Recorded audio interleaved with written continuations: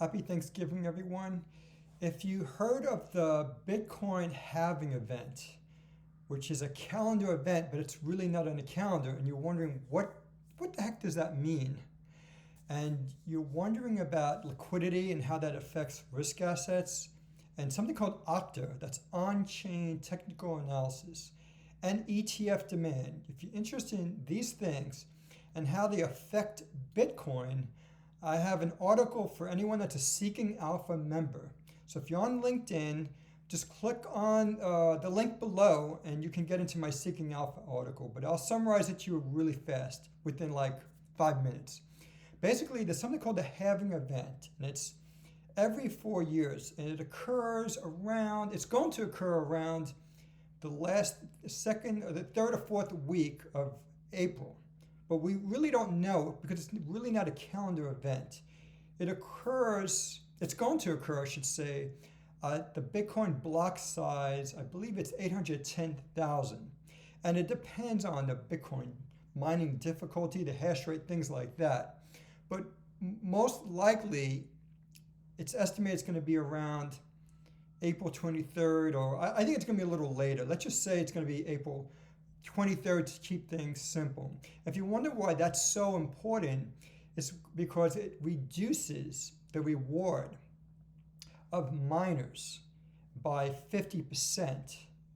So basically, they receive less, and because they receive less, it's almost like the typical supply and demand, except in this case, supply is inelastic. But basically, if you know what supply and demand, when you change supply or demand, it affects the price. The same thing with Bitcoin. I won't explain why.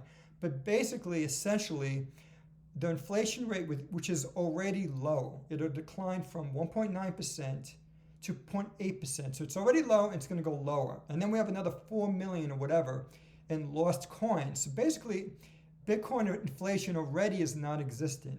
So just to keep things simple, the Bitcoin halving is usually associated with a rapid increase in the price of Bitcoin.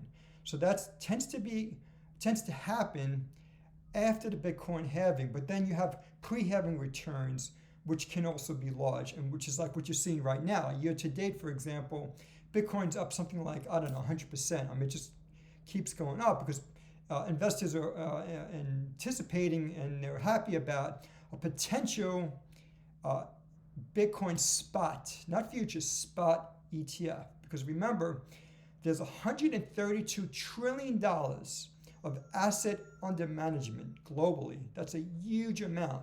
And it far surpasses the total market cap of Bitcoin.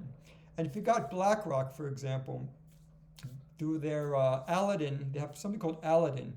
It's a technology portfolio optimization platform that's used by corporate treasuries such as Apple and Google and whatnot. Aladdin advises treasuries, and you know what they're going to do, right? They're going to sell their own book. So they're going to advise their treasuries and their asset managers to put in a small amount, maybe it's 1% of their assets under management, into Bitcoin, because this is going to increase and optimize the portfolio returns on the efficient frontier. So that's that other issue. That's why investors are so gaga over Bitcoin. It's because the prospects of a Bitcoin ETF have increased dramatically over the last few months. I think it's going to happen next year, not this year, probably in January of 2024. And that has to do with deadlines. And we've got 1 dozen asset managers, ETF managers, that are looking to get an approval of that ETF. And remember, Gary Gensler, the SEC commissioner, he's in the hot seat and he's got to do something fast because there is a risk that he's going to get, as they say in the internet industry, disintermediated, meaning fired.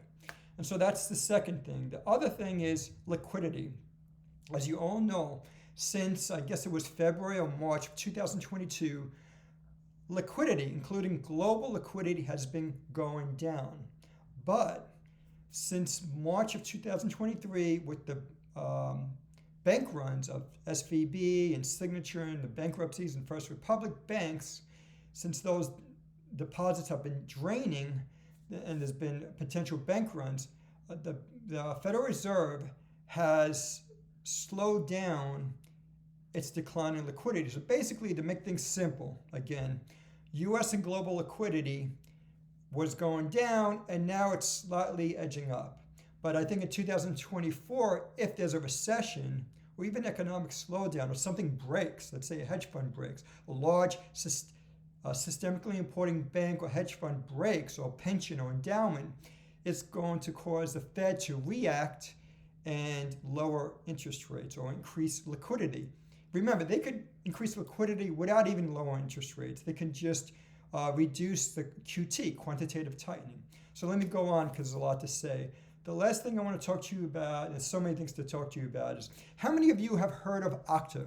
That's on-chain technical analysis. So I think it's a combination, and this is why it's so advantageous. It's a combination of fundamental gram and dot analysis, but it's also a combination of technical analysis. So it's fundamental technical analysis combined.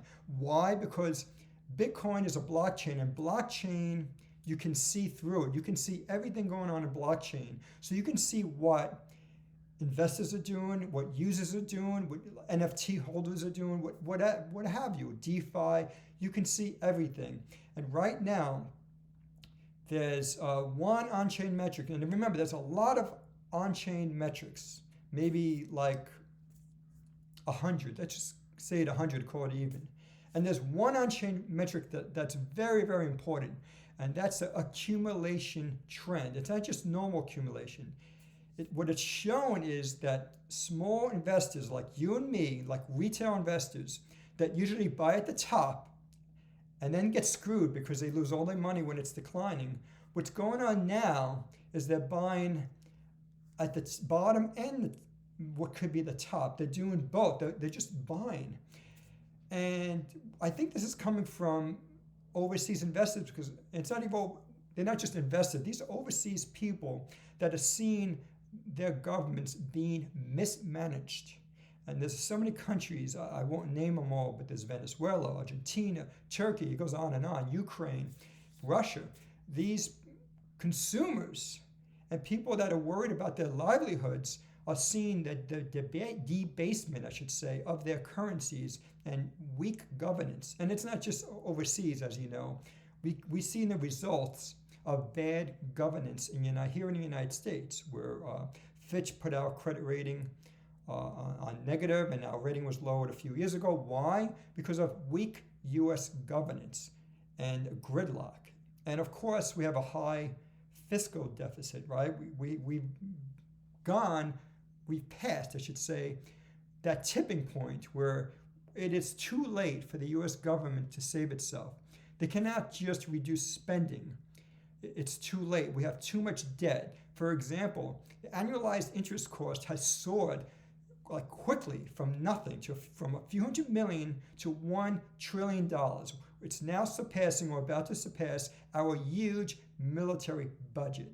So now it's too late. So what the U.S. government has to do, there's no choice, is to what's called, I know it's going to sound complicated, but it's called monetizing its debt. So what does that mean? That incremental debt that's being created, or that interest expense that's being created, and I mentioned $1 trillion, that's going to have to be monetized. And that means, in layman terms, printing money. So the money printer is going to be going on full blast in 2024, not just because of a potential recession, but because what I mentioned earlier, higher interest payments, and the U.S. does not have the wherewithal, does not have the money to pay that. So I wanted to keep this short. Or you LinkedIn members, so you could check out the Seeking Alpha article if you have a membership. And I can also do a video later, but I just want to go over what I just said earlier, the few things about Bitcoin that's affecting Bitcoin in a positive way. One, we've got the halving event. Two, potential increases in global liquidity. Three, the multitude of on-chain metrics, Octa, that is saying that long-term fundamentals look good. And lastly, what's very publicized, that's the potential ETF demand if and when a spot ETF, not futures, a spot ETF gets approved. And I keep saying spot versus futures because there's already futures ETF approvals. That's happened already. What we're looking for now are spot ETF approvals, which have no tracking error, and it allows registered investment advisors and people with SMAs basically to easily put money into Bitcoin, because right now it's quite difficult. You've got custodial risk and things like that, and counterparty risk, all that related stuff. And it's better to just have a well publicized large firm like BlackRock or Fidelity have an ETF, and it makes your life so much easier because you already have business. You're already doing business with these large asset managers that you trust, and you could just add Bitcoin into your clients' portfolios. Well, thank you all for listening, and I hope you're having a nice, happy Thanksgiving holiday.